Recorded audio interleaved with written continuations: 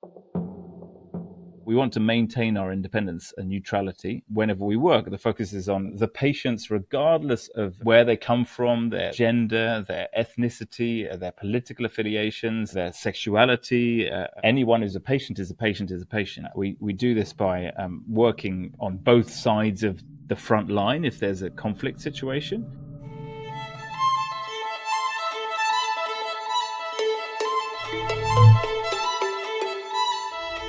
I'm Jane McConnell, and welcome to Imaginize World, where we talk with forward thinkers, pioneering organizations, and writers of speculative fiction. We explore emerging trends, technologies, world-changing ideas, and above all, share our journeys, challenges, and successes. Today I'm talking with Robin Vincent-Smith of Médecins Sans Frontières, or in English, Doctors Without Borders. Robin's been working there for 20 years, and the first years were working in the field in Ethiopia, Congo, Chad, South Africa, Liberia, and other countries. Now, he's based in Belgium at the center, and he's officially Change and Knowledge Manager, but he dislikes job titles. His focus is how people work together. It's important to say that Robin is talking with me today in a personal capacity and not as an official voice for MSF. We talked a couple years ago on my Bold New Breed podcast about his work, and today we're going beyond that. I want to know his views on a wide range of issues around and beyond the humanitarian world. His perspective is unique because it blends reality on the front lines with the big picture of how you can bring change, how you can share learning. I want to talk with him about climate change, how it can be mitigated if it can, how doctors and support staff can be neutral in conflict zones, how in general they can combat misinformation in places where there's a lack of access to scientific information, which actually concerns a lot of us today. Another point is, how can education for children be improved so that we are educating our children for their futures, not for our pasts? And does MSF work in this area? Above all, my final question to Robin will be, how does he see the future? What does he think things will be like 20 years from now? Let's find out. So, Robin, it's really, really nice to see you again after the last couple of years, which I think have been full of events for a lot of us. Fun and games. Fun and games. And I was wondering, before we actually start, I know you've been with Médecins Sans Frontières for 20 years, something like that, at least. I wonder if you could just say a few words about what your work was before you actually worked from headquarters. So I was a logistician in the field with Médecins Sans Frontières for 10 years. A logistician is like a jack of all trades and a master of none, providing the medics and the patients with everything they need to be looked after. It can be construction for shelter, transport, telecommunications, security, energy, water hygiene and sanitation, all these kind of practical things. Maybe the closest equivalent in the European context would be a facilities manager or management team of a hospital. And so I did that for 10 years in various different countries, including Congo, Ethiopia, Liberia, South Africa, and Chad. And then met, as many people do when they work as humanitarians, a partner in the field, and came back to Europe, to home, which happens to be Europe. She's Belgian, I'm English, and to raise a family. And then took up this position in headquarters at first training logistics, having done it in the field for 10 years. And now, since I think it's 10 years now, as program change and knowledge manager. So working around projects, working around change, and working around information, knowledge, data, etc. for the general director. That's really interesting because in my work with different organizations, very often the people in headquarters are completely out of tune, out of touch with the reality of what's happening in the field. I'm not sure I could argue to be in touch with the reality of the field now. It's been 10 years since I've had a field position or an operations position, to put it in kind of a business context. But I did work in operations for 10 years, and so I've got a solid background there. But there is always a risk, I think, that I lose touch with the reality of today.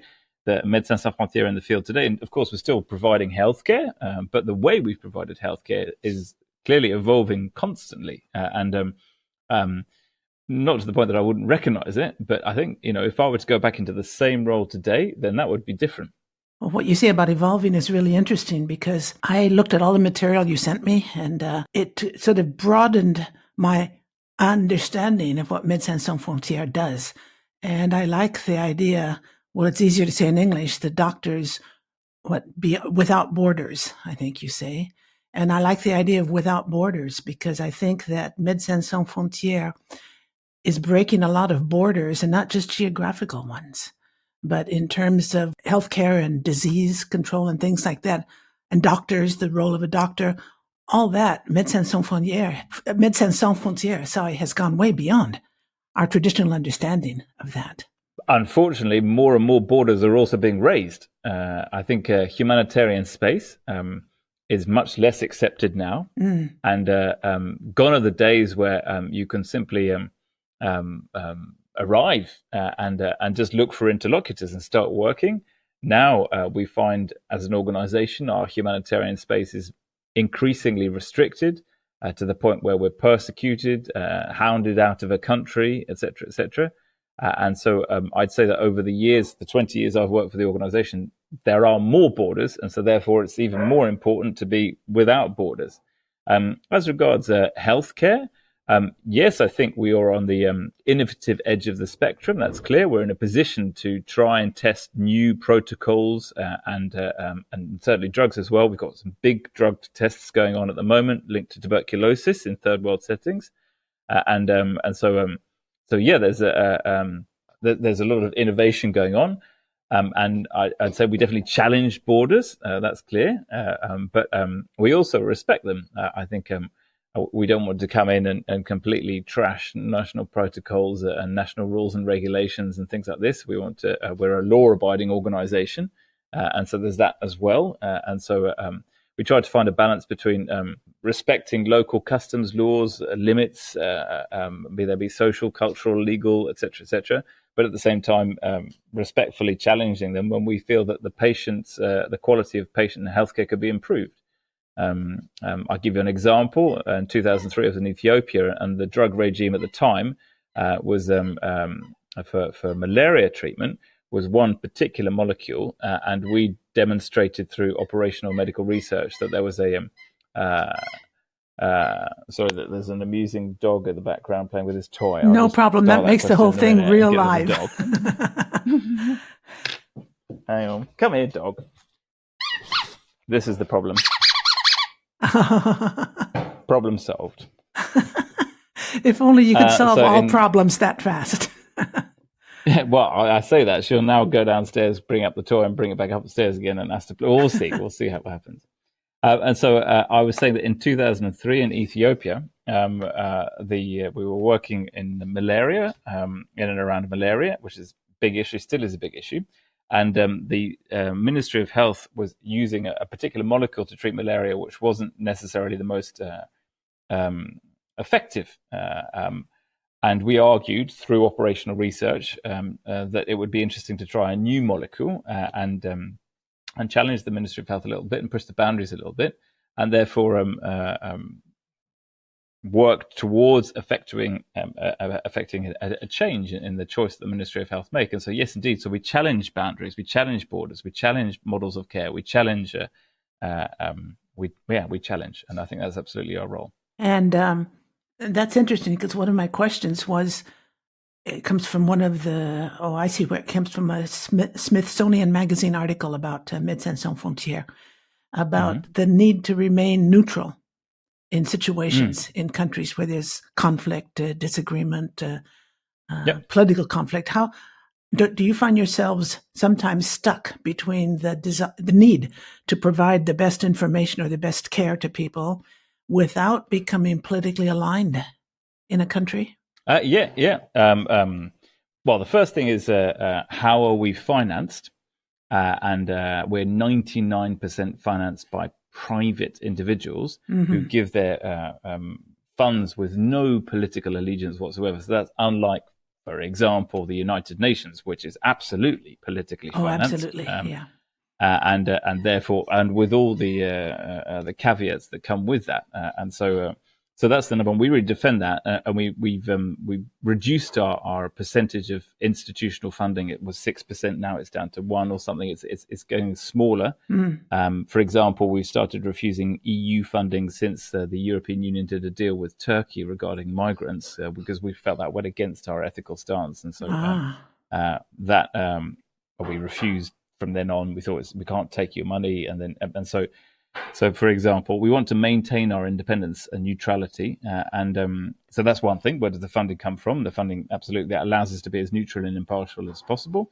And secondly, whenever we work, the focus is on the patients, regardless of where they come from, their gender, their ethnicity, their political affiliations, their sexuality, their anything. And so anyone who's a patient is a patient is a patient. And we try and we do this by working on both sides of the front line if there's a conflict situation. For example, in Sudan at the moment, there's as you know, there's civil war in Sudan, and we're on both sides absolutely in the areas where they're controlled. We're on both sides of the front line, transparently so. And also in terms of how we present our healthcare to try and make it as inclusive as possible, and to ensure that no particular population feels in any way excluded. And then also when we do our witnessing, our témoignage, as we call it in French, then when we speak out, we speak out from the point of view of the patient, not from the point of view of any political affiliation, etc., etc. But doesn't that put you in danger? It's difficult. Doesn't that put your doctors in danger sometimes? Yeah, absolutely. Yeah, absolutely. And so choices have to be made. I'm not saying it's easy, but we stick to it. And if we're given a choice, if our neutrality and impartiality is compromised to such an extent that we are in danger ourselves, we put our medics and there's not only medics there, doctors, nurses, midwives, etc., but also all the support staff, of which I was part, logisticians, administrators, coordinators, etc., then we have to measure those risks and take decisions accordingly. And sometimes the choice is to leave because it's too risky. A recent example is Gaza, where it's no longer.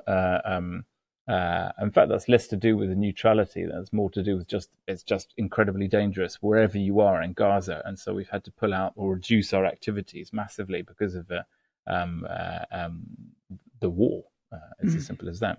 So that's a bad example. I'm trying to think of an example where we've had to pull out because I can't really off the top of my head like that. But yes, indeed, it's a constant, ongoing debate about maintaining our integrity as an organization, our neutrality, our impartiality, our independence, and at the same time providing open access to healthcare for free for the patients, and at the same time not placing our staff or our patients, indeed, at risk. Where I've read a number of things about MSF the last couple of days getting ready for our conversation, and somewhere you provided in an area where there was a lot of flooding, in fact, pretty much permanent flooding, you had canoes that you made available. You had medical facilities along the river, I believe, along the side of the river, and you had canoes that would take patients to those facilities. Yeah. That's a good example of innovative use of transport options that are locally available. And so our standard ones are the Toyota Land Cruiser. That's the tool of humanitarians everywhere. But there are places where that doesn't go. So, for example, in Ethiopia, rainy season challenges. And so I engaged a fleet of donkeys for ambulance transport, because at the time we were dealing with nutrition, malnourished children, and most of the cases weren't time critical for the transport from the outreach centres to the centralised hospital. In other words, the patients could comfortably bumble along at donkey pace for 6 hours, and that was okay because we sheltered from the sun and the elements, and it was reasonably comfortable. And that was, in fact, a more comfortable and easy way of transporting patients from diverse different areas out in the rural community towards a more centralized therapeutic feeding center. And so we innovative. It's not that innovative to use donkeys. People have been using donkeys for millennia, but you see what I mean. I mean, it's a change of the usual way of doing things. And along with that came, of course, welfare of the animal was very important to us, in the same way that welfare as the car is important when you're using cars. And I built, it sounds silly, but a logbook for donkeys. I engaged a local vet, etc. And so as much care and thought went into the management of the fleet of donkeys as it went into the management of the fleet of vehicles that we had as well. So I think access, you talked about neutrality and impartiality and independence. Access is a very important part of that. And if the patients can't get to the healthcare facilities, then we go to where the patients are. If they need transport, and if the transport can't happen in Ministry of Health ambulances, then we start running transport services as well. Absolutely. I imagine, and from what I've read in the materials that you sent me and that I searched out myself on the internet, the climate change criticality Massively. right now is forcing you to deal with a lot of issues that you didn't have to deal with so much before. Or maybe it's a question. I read some interesting stuff about how situations endure in an ongoing way. You can't go and fix something and then move on to the next one, because the situation itself is permanent. I think climate change has been around for obviously a very long time. But what we've seen in recent years is that it's intensified, and its impact has intensified, and therefore we see more patients who are impacted by environmental degradation as a result of climate change. So this means we do three things. Firstly, we change our operational priorities to be present in places where people are vulnerable for the impact, environmental degradation as the impact of climate change. And particularly a lot more emergency preparedness, because we know that there's going to be a high chance of, well, we can no longer call them natural disasters because they're man-made. Man-made, yeah. There we go. And so floods, extreme weather conditions, etc., etc. And so we've invested heavily in analysis about extreme weather conditions. Where are we likely to see them? Sudan, as the South Sudan in particular, is another obvious one, but not only Mozambique. I mean, it's all over the world, but even in Europe, indeed, with the fires that happened last summer in Italy. And so there's the operational response, which has definitely evolved much over time, but certainly the last decade a lot more. The second is speaking out about what we see. We see on the ground the impact, the environmental degradation, and the impact this has on people's lives and their well-being and the quality of their health. So we work together with, for example, the Lancet Countdown, Lancet's British Medical Journal, etc. And we've done a report on what we've seen, because we're in places that others aren't. So we're in a position to witness things that others can't necessarily, and giving the voice to the patients, and so they can speak out about what they're experiencing. So that's the second axe of it. And the third is our own carbon footprint as an organization. And we've invested heavily in not only analyzing our carbon footprint, we signed up also to the Environmental Charter and the Paris Agreement to reduce our carbon footprint by 50% by 2030. And we're making progress on reducing our own footprint as an organization. So those are the three axes on which we're working on that front. And I understand it's a challenge in some places to reduce your footprint when, in order to provide aid quickly in certain areas, you're still using fossil fuels. Yep. You can't do everything with solar or wind energy. Today, it's not possible. Is that right? Yes, but it's the scale, of course. You can certainly do a lot more than you could in the past. The technology is when we first started looking into solar pumps, for example, 20 years ago, now look at the quality of the technology. There's no comparison. 10, 15 years ago, having an electric vehicle was blue sky thinking. But now it's a reality. We've got electric vehicles in many of the contexts we work, for example. But I think there's often a lot we've done with our supply chain, because if you can forecast the goods, because we import a lot of our medicines and our material from abroad, but if you can forecast what you're going to need, you can send it by boat instead of sending by plane, which has a much lower carbon footprint, for example. You can increase local and regional procurement, which we've got hubs out in Kenya and Dubai to be able to help us to do that. So you reduce the carbon footprint there. You can make choices about the kinds of products that you use. For example, instead of single-use plastic products, go for multiple-use products, and so you can reduce the consumption. There's an awful lot you can do, and we are doing to change that. Is it possible to go to completely zero today. No, and why I say no is because we don't also really want to invest in carbon offsetting, because we feel that's cheating. And so you feel that's we'd cheating rather just concentrate. In what way? Well, I mean, it's just shifting the problem to somewhere else. Right. I mean, and not addressing it yourself. I mean, Yes. we'd rather address our energies instead of donating, for example, large amounts of cash to an organization to go and plant a load of trees somewhere. We'd rather plant trees ourselves and work on reducing our carbon footprint ourselves, rather than.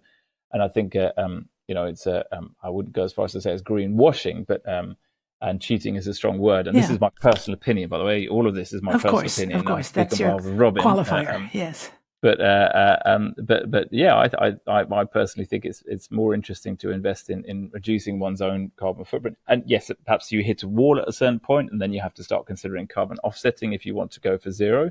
But certainly, it's too easy just to go straight to take the carbon offsetting route. I think the hard work is to be done internally, and that's really what we're doing as well. We're doing the hard work. We're really critically looking at our organization to find out where we can make the difference.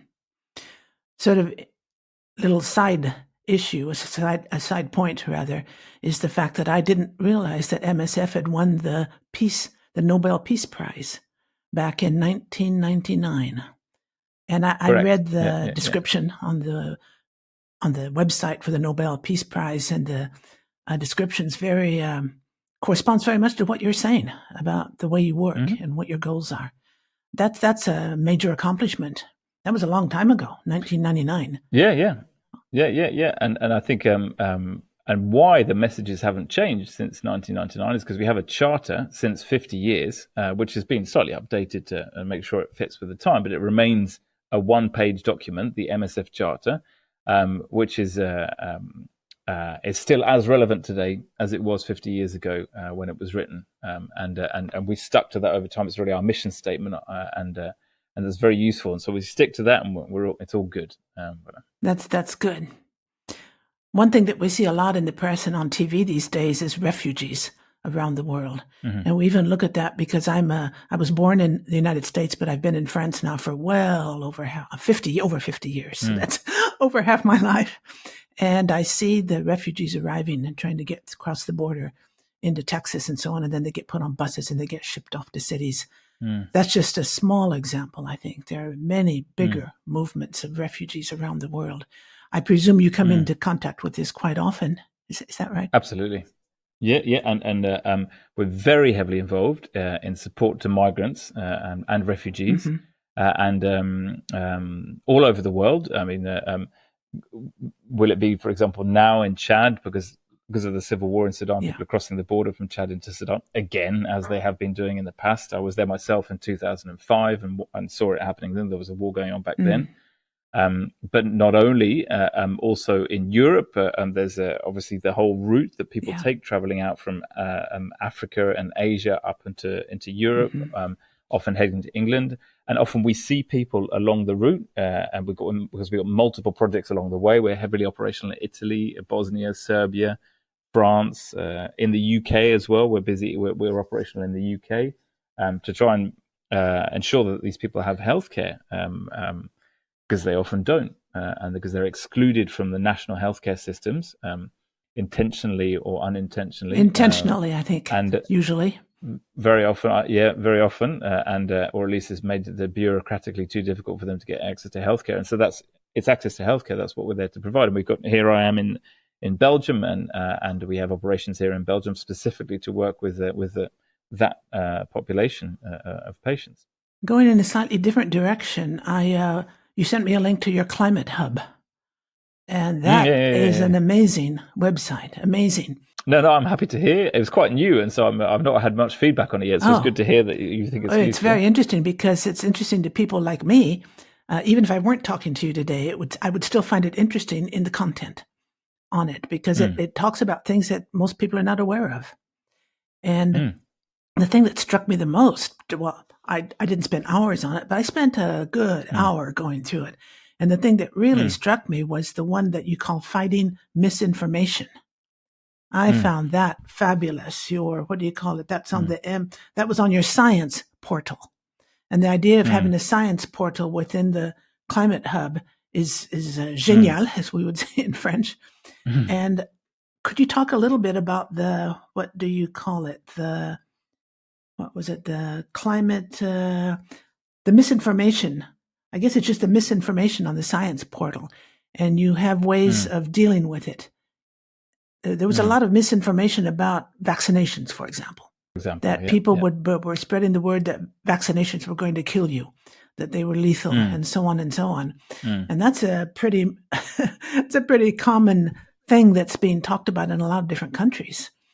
And you said it's fairly new, the website's fairly new, but have you had any feedback yet on the not conclusions, but the observations your people made about fighting misinformation? Because I think it's such a big problem today. It is. It's definitely got worse. Social media is an intensifier of disinformation, misinformation. So I'd say that's how it's got worse.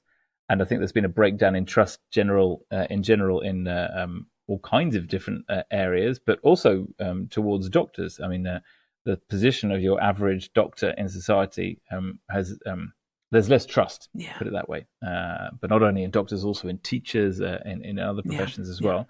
And so we've got a whole project. We call it the Dismiss project, Disinformation, Misinformation project. And yes, we've got communications departments and teams to work and counter and put out the message, as we have for years. But I think what it really comes back to is we want to maintain our integrity about the information that we communicate. And that there's two ways of doing that. The first is to let the patient speak for themselves and give them a platform to speak. And so it comes directly from the source, as opposed to speaking on their behalf or having porte-parole or spokespersons on their behalf. And so we try to do that. That's the default situation is that, when you look at the MSF websites, what I hope you shall see is you'll see patients speaking out about what they're experiencing rather than MSF staff interpreting what they think the patients are thinking. So that's the first thing.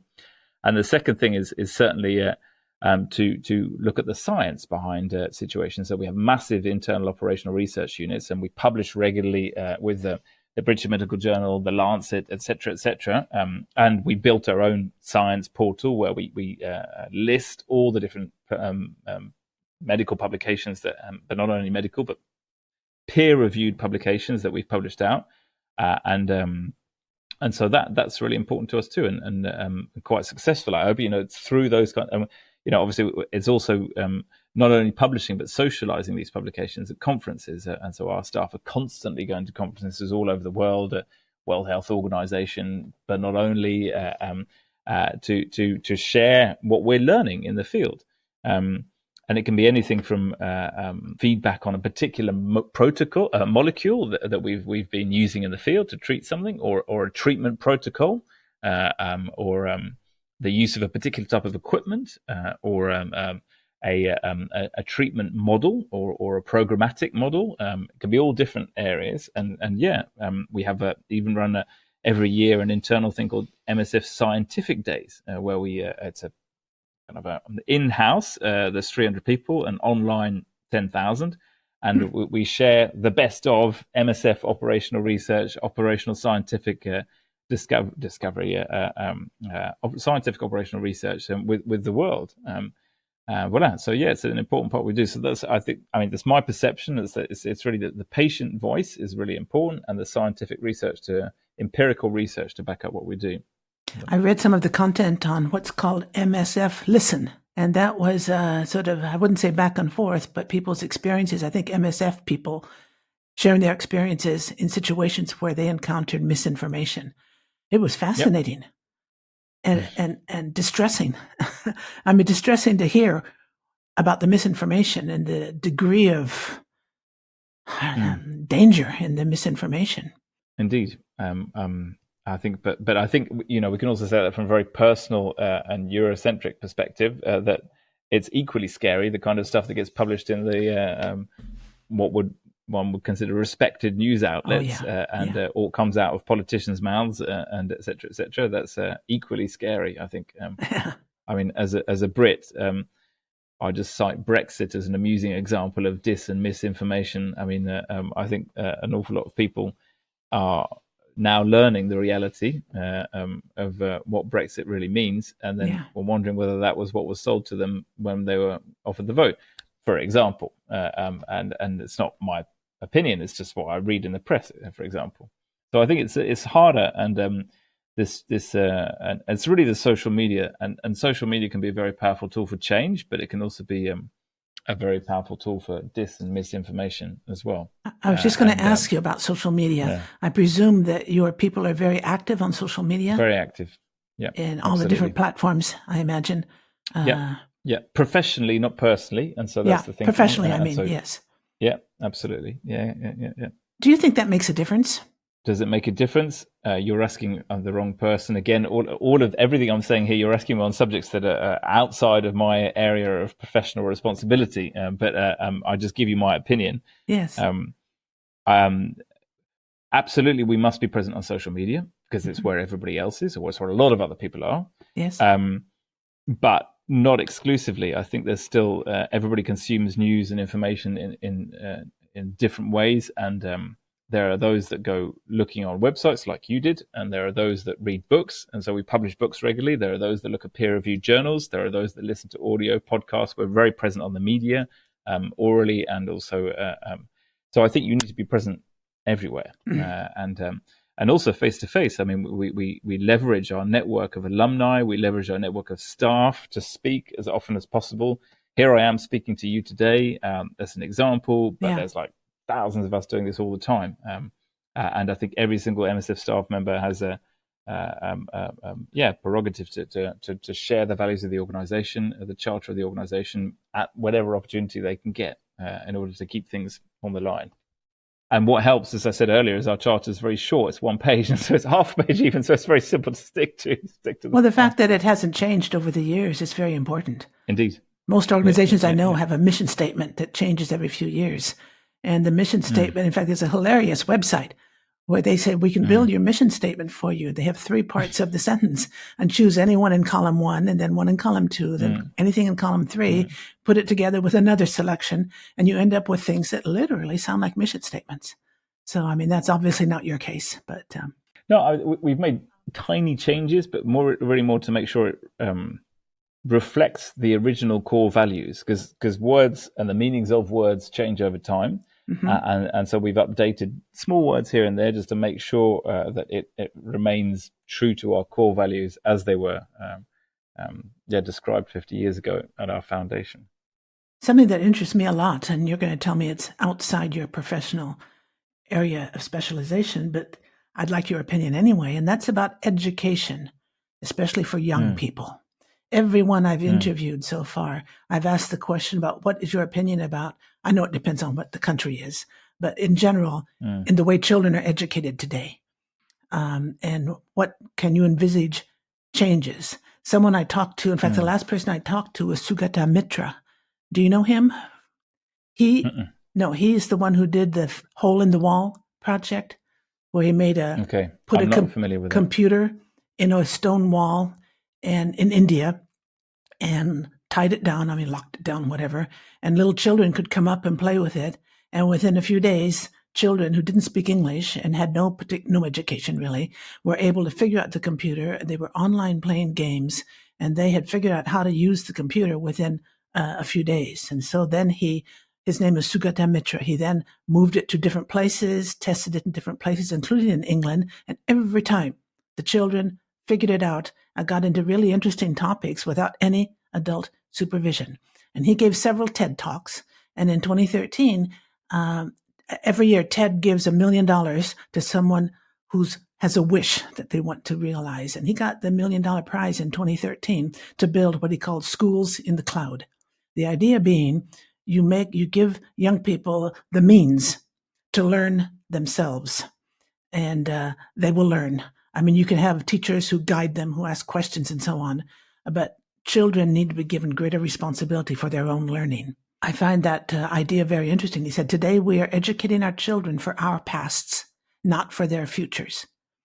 And I wondered if from the viewpoint of medical, scientific knowledge, the area in which you do work. What do you think about that? Well, half of our patients are children. And so half of the patients that come through our doors into the health structures where we work are children. Right. And a very big element of what we do, besides providing physical health care, and also, let's say, mental health care as well, let's be clear, there's that too, is what we term health promotion. And so this is giving messages about how to live a healthier life. These messages are aimed at the patients and the caregivers of the patients. And so typically, obviously, if children come into our healthcare centers, then they're going to come accompanied usually by a family member. And so there's messages about nutrition, there's messages about hygiene, there's messages about, all kinds of things. It's very context specific, and it's always done by locally hired people in local languages according to the local custom.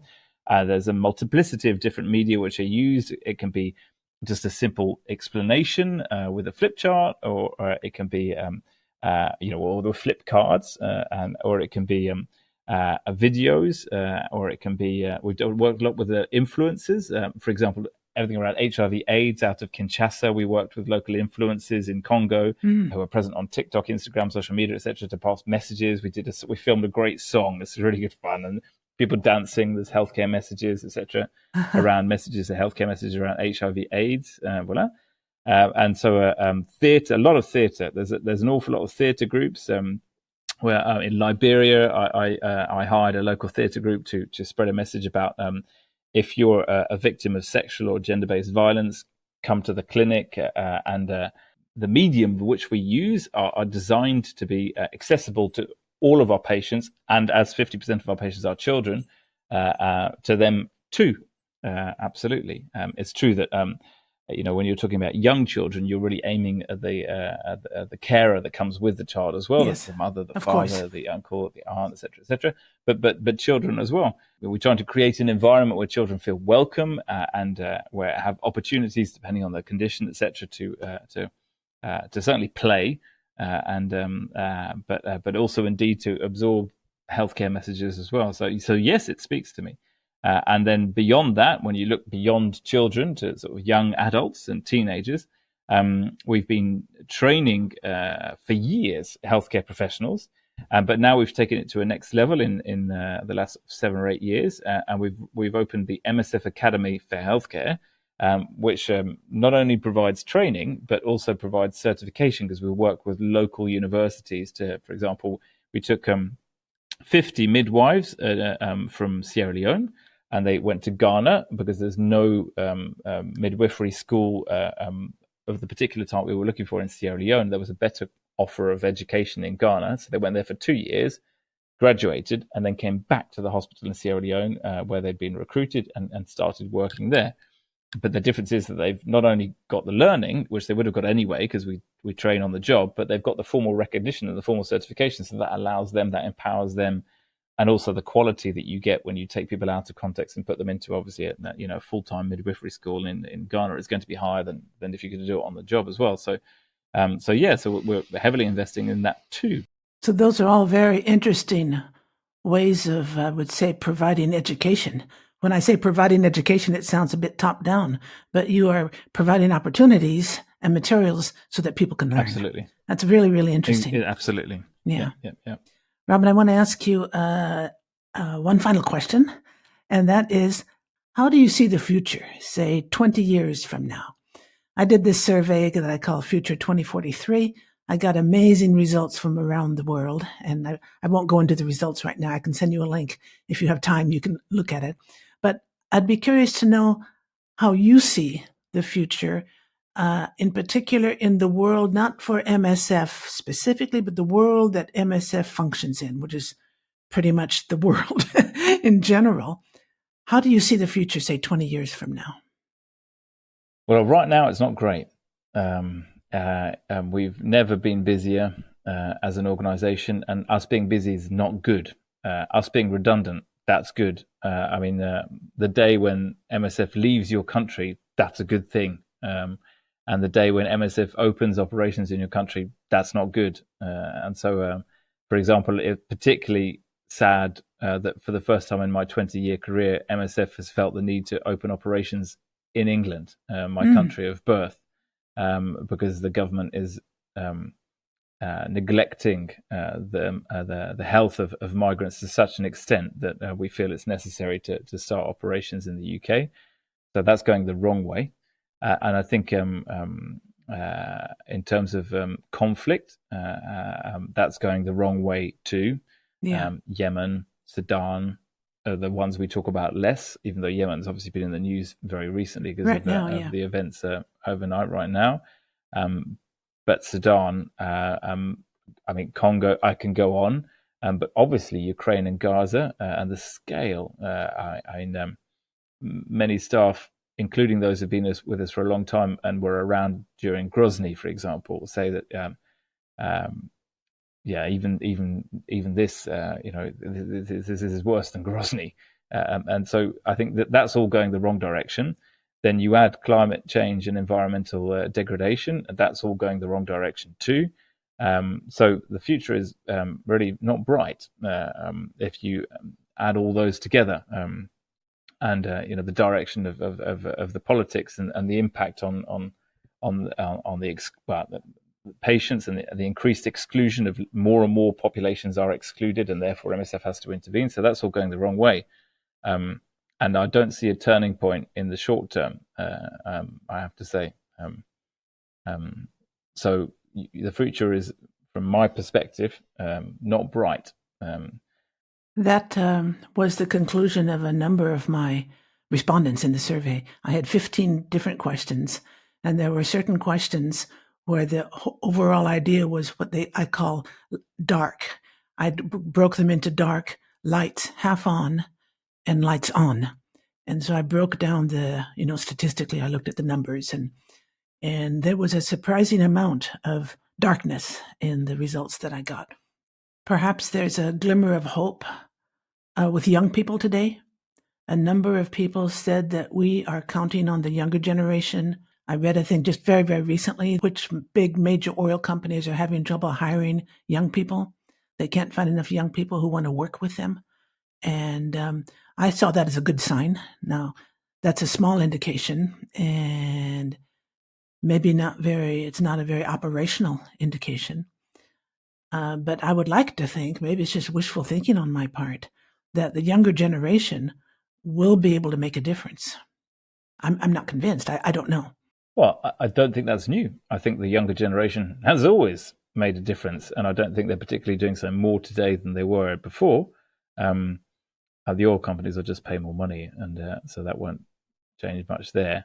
Yeah, I think that young people have always, since the inception of time, brought change to the world and the way we think, perhaps it's more observable these days because of social media and because Greta Thunberg's a good example. I mean, it's rare that somebody so young had such an influence worldwide. That's an example of someone very young having a very big influence. But I'm sure there have been Greta Thunbergs in the past. Perhaps we're just less aware of them because there wasn't these social media platforms, which, like I said, they're intensifiers of communication. So I'm sure there have been. But I also don't think it's good to put it on the young generation. It's our responsibility. We're the ones that made the mess, and so I think I would love for our generation to take more responsibility, allowing the young generation to have a childhood where free of worry and strife. And you only have to read the news to see how mental health in the younger generations is an increasing issue, and so. I think it's on us, and of course, us. When I say us, is on everybody. But wouldn't it be nice to leave the younger generation to have a decent childhood and like we did, a bit more carefree, like we did, indeed.